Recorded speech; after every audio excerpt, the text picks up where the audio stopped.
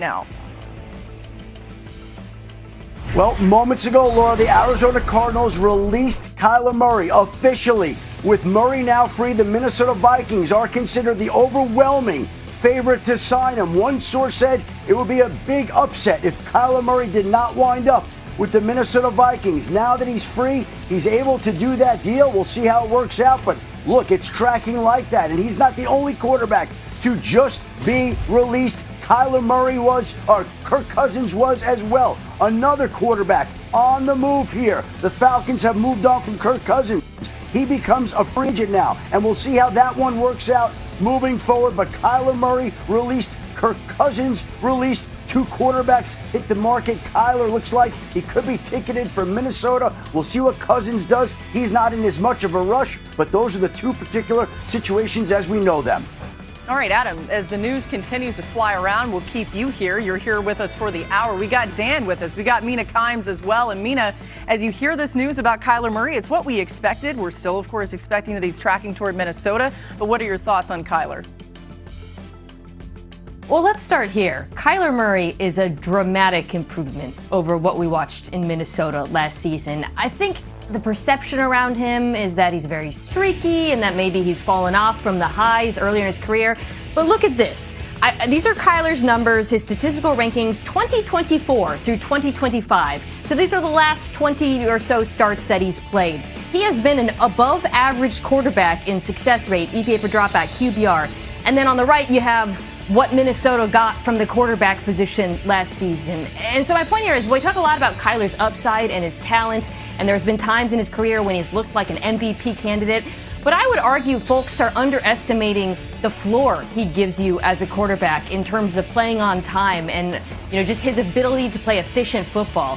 Now, Dan and I have talked about this. This is not an easy and obvious scheme fit with Kevin O'Connell.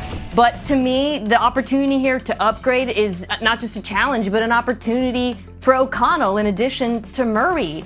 Can you evolve your offense to suit the quarterback coming in? That's something I'd like to see because I do think he has a set of tools, and Dan, you can speak to this, that O'Connell can build around. Yeah, so I think he's going to be in Minnesota. I think he's going to be their starting quarterback. And I would tell you, so when Drew Petzing, who's the play caller from Arizona, who's now the offensive coordinator in Detroit, but when he got to Arizona in 2023, one of the things that changed in really drastic way in comparison to Cliff Kingsbury, who was initially there, was much more under center and much more play action. So if you look at Minnesota and like Sam Darnold and how great Sam Darnold was there, it was because he was phenomenal operating the play action pass game. Kyler actually was really good early on in 2023, and I would tell you the early part of 2024 in the play action game. Mina and I talked about it a ton, like, oh, finally he's in an offense that really he's thriving in from a pass game perspective. If Kyler can get settled into that, he's probably a more talented playmaker than Sam Darnold was, certainly than Kirk Cousins and J.J. McCarthy were. And so can he do that consistently? Like, that's the question mark that I have. Can he get into that play action rhythm consistently in Minnesota, if that's the place?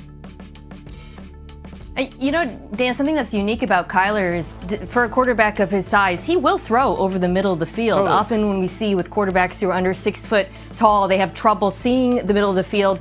But of course, that'll be assisted by the fact if they roll him out more often, that allows him, to see things quite more clearly. And you saw that again. You made a great point there. Early in Arizona, he has that ability. We know that's what O'Connell wants to do. The middle of the field is such an important part of the Vikings offense. And I would say what differentiates him from J.J. McCarthy is he's able to throw those balls and layer them with touch. That is so important in this offense. Now, the QB designed run element, these are the things I think you want to see O'Connell build around that he has not really done so. I guess Josh Dobbs is the example you would go to. But Kyler is a different skill set in that regard. I'm very interested in watching it because I do think there's a real opportunity here for this Vikings offense to take a different step or to move in a different direction from what we've seen in the past. Yeah, and the one thing I do think that would be probably the sticking point would be it's an offense that just wants you to allow the play caller to star. I'll design the plays, I'll get the guys open, you make the throw, and that's why Sam was so great there.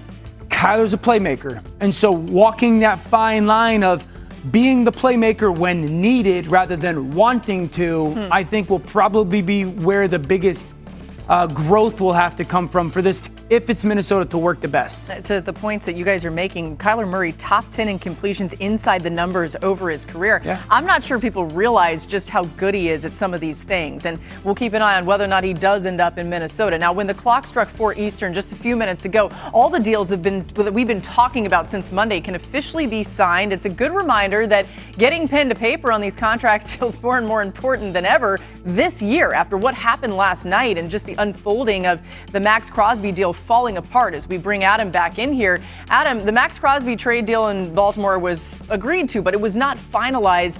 Why did it end up ultimately falling apart?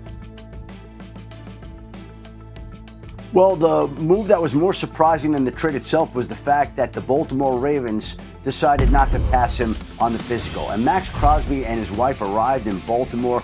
He went through a physical on Tuesday. The plan was to have a celebratory day, a dinner out that night. It never materialized.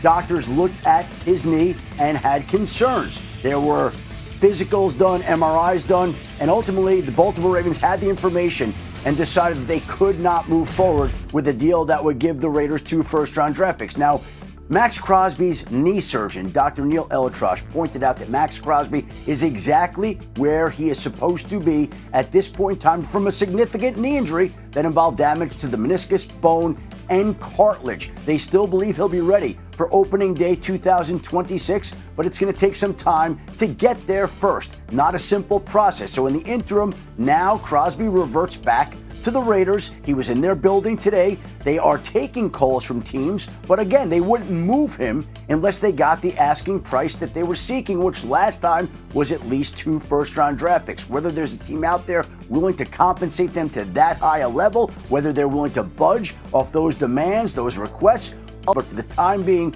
Max Crosby is once again a Las Vegas Raider. Yeah, just a wild situation, right? There's no other way to look at this. And although as for you Trey can... Hendrickson. Oh, go ahead, Adam. Tell us more. No, I didn't know whether you would team me up or I was supposed to just take myself there. Keep My apologies. going. No, Laura. Adam, Essentially, go. Trey Hendrickson, once the Max Crosby deal didn't get done, basically the Baltimore Ravens reached agreement with Trey Hendrickson on a 4-year, $112 million deal that could be worth up to $120 million. It's a situation where Trey Hendrickson had been talking to the Ravens, he'd been talking to the Commanders, he'd been talking to the Eagles, he'd been talking to the Buccaneers. There were a lot of options, a lot of things that came available here in the last 48 hours or so. Tough decision, but he was looking for stability. Now he stays in the AFC North, where he will go up against his former team and his former quarterback, Joe Burrow, twice a year. The Ravens still have more moves to make, but they landed a big chess piece today in the form of Trey Hendrickson. Excellent work, Adam. By the way, reminder to people, Adam's been breaking all this news. It's been a wild time for all of us as fans. I can't even imagine what Adam's been trying to manage on that end.